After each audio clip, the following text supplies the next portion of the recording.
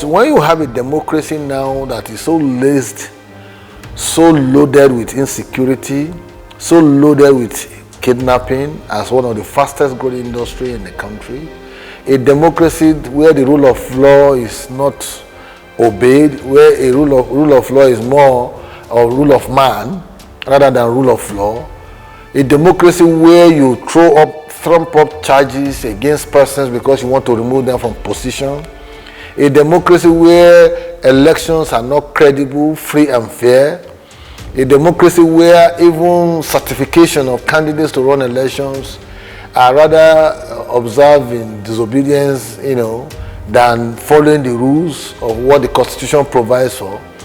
A democracy where you have political judgments that are not sound in legal jurisprudence. A democracy of unfulfilled promises, failed hope. A democracy where you cannot market hope. A democracy where there is poverty in the land, there is hunger, there is deprivation in the land.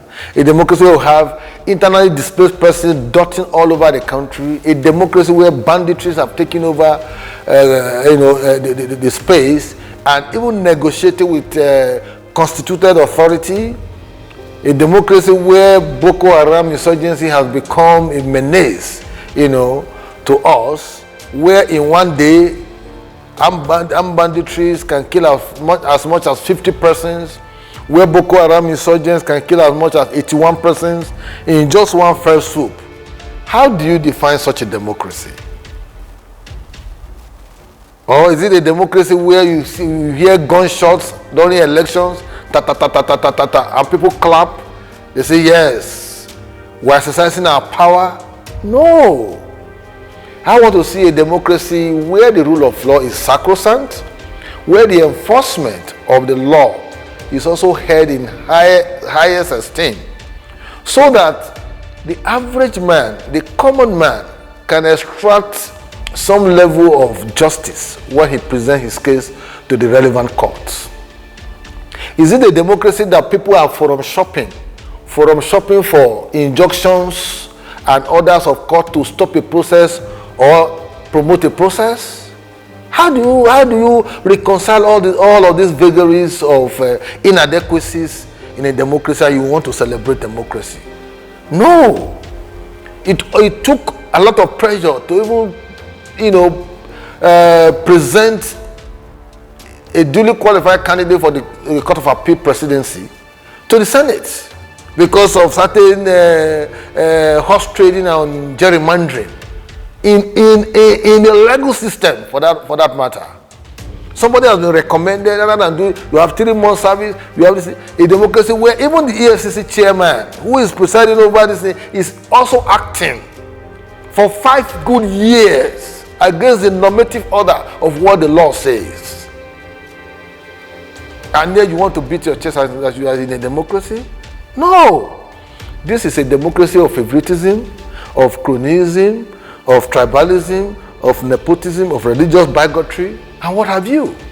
And so for me, we have not hit at the central kernel of what a democracy should be. A democracy, for me, should be a platform where the ordinary person on the street can look up to the big man in his mansion and say, hey man, you have stepped on my toes and I'm going to take my case, I'm going to seek redress in the law courts. And when he gets there, that young man is being treated with the dictates of the Constitution and the relevant laws, not minding the status of the man whom he has taken to court.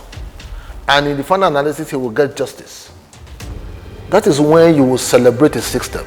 The people we are copying, they have legion of examples of how to run a balanced society. No society is perfect, we understand. But I cannot imagine a democracy where even sharing palliatives, you still apply politics into it. You favor a particular zone against the other. Is that what they call democracy? So I'm at sea to understand the motivation for people who say, yeah, I want to celebrate Democracy Day, I want to celebrate Democracy Day. No, the inherent ingredients that make up democratic nations are still far flung from our country. And the earlier we began the process of readdressing some of these dynamics, the better. You were talking about restructuring in this country. You were talking about insecurity in this country.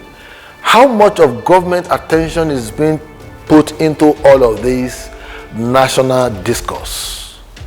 What is the platform? Do you see government engaging the polity? Do you see them engaging the citizenry to say, let us discuss? Do you see a national consciousness with respect to, discussing the future of this country? Do you see government deliberately provoking platforms where people can deliberate on these issues? You have a National Assembly that is more or less a rubber stamp National Assembly. You take a loan there today, they pass it the following day, give you approval without subjecting it to serious scrutiny and interrogation. You still have a National Assembly where they pass budgets at the snap of a finger. No.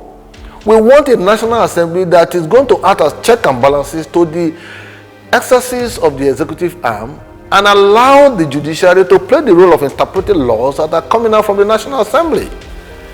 We don't want a system where people will look at the faces of those who operate the system rather than to look at the laws that govern the system. We want a proper separation of powers where the National Assembly can sit down and interrogate the executive without minding that they belong to the same party and ensure that the good, that whatever comes out represents the good for the wider majority of Nigerians. So when I hear people talk about democracy in this part of the world, well, we just play along because it has become the sing-song on the lips of people across the world. But for God's sake, except we begin to do things differently, our democracy looks very, very undemocratic.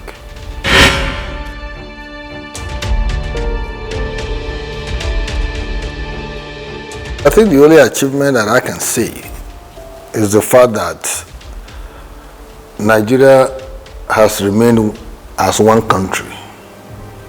If you want to talk about the gains of democracy, I would say that we are still very, very far away from hitting that superhighway of democratic governance. Because in the last 5 years, the level of nepotism that we have seen, skewed appointments here and in all facets of our governmental life,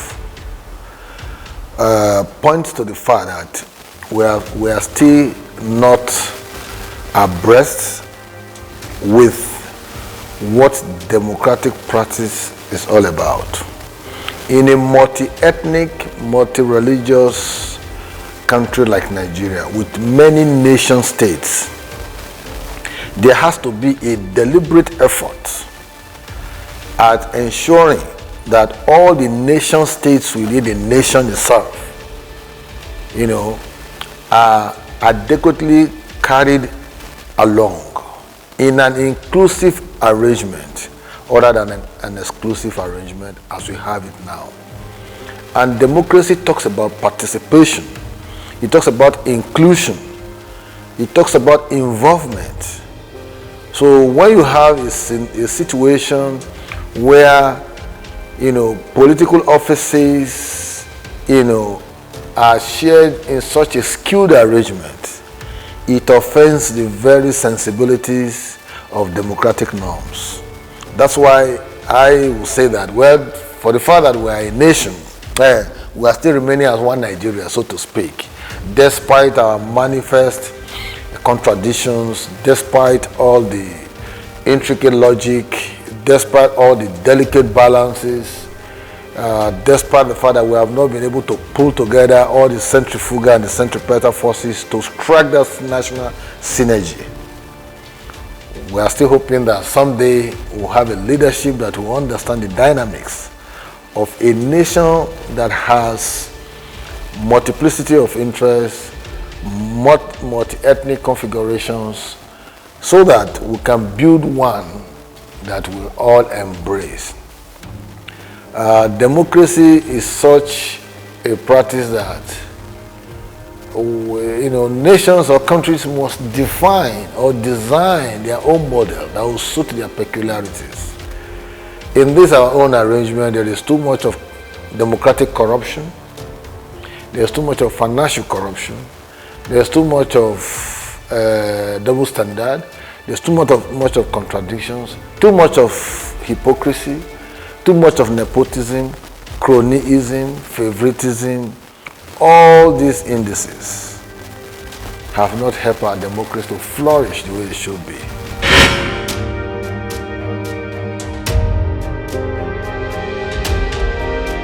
Nothing that will be bloody in Edo election. Nothing. Anybody who is exercising that fear is living in a fool's paradise.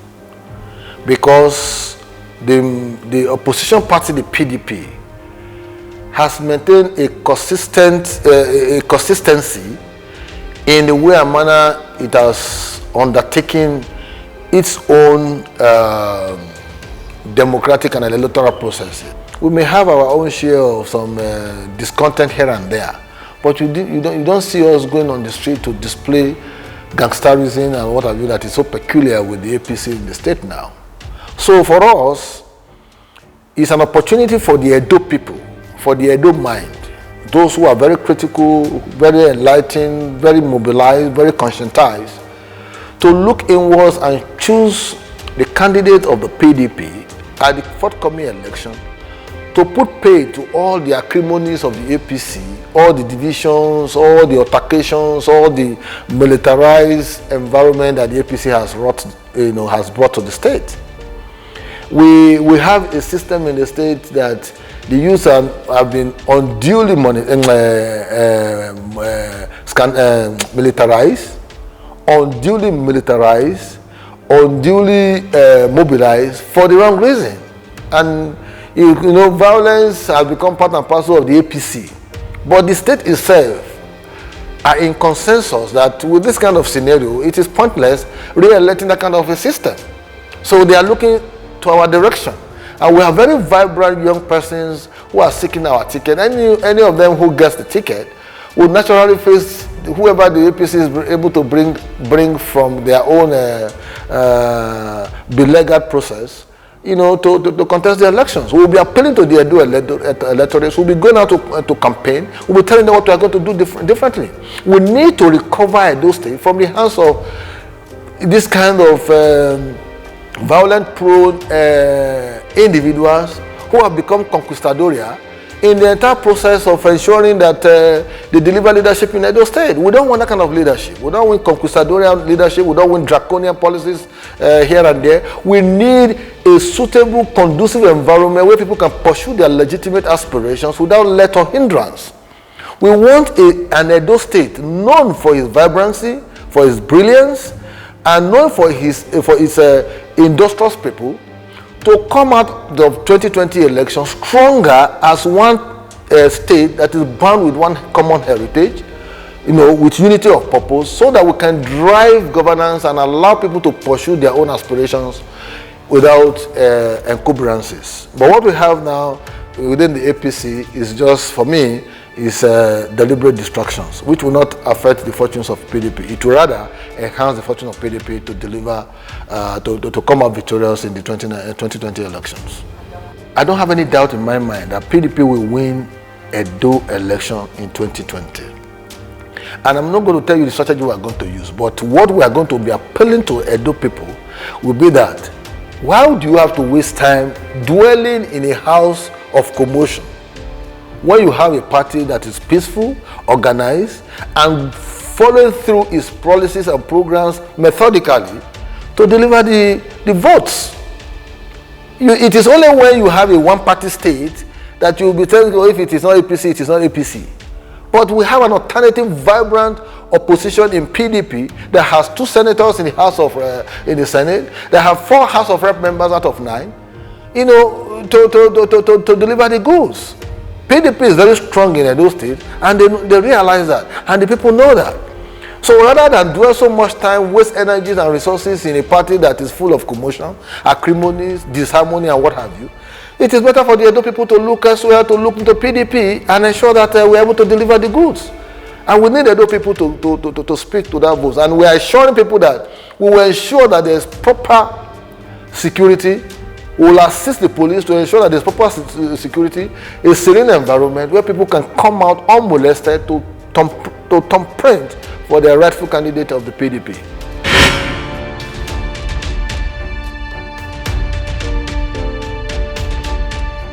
You don't need to beggar it. We need to, as I said earlier, that you need to design the type of democracy that will suit your peculiarities. We can't have a potpourri of political parties that are largely known to be briefcase political parties, looking for space in the political horizon. They can contest elections at the local level, councillorship, local government chairmanship and all of that, but not federal elections of senator, House of Reps or presidency. Let us make our ballot paper, less cumbersome. Let's make the number of parties few, 3, 4, 5, enough, so that you can also build some level of unity, and homogeneity in the way we approach our elections. If you have too many parties, there are going to be so many logos on the ballot paper, it confuses the electorate, and this electorate oftentimes is unschooled. For you have to do a lot of education for them to identify the logo of the party they are supporting. But if you have fewer parties, it will be better, richer, and also more productive to have electorates identifying the particular party they want to support. And even as a country, it will also bring some level of unity and harmony into our electoral sensibilities. But with all this motley gathering of political parties, a lot of them don't have offices. You don't know their location. They only surface when it is time for elections. We cannot continue like that. There has to be deliberate, conscious, and sustained effort to ensure that we constructively engage the democratic process to birth, a worthy legacy for our democracy to flourish. Otherwise, we'll continue to rotate on the same axis. I know you, you know me. Oh, eye service, favouritism, and before you say Jack Robinson, we'll be crying, oh, had I known.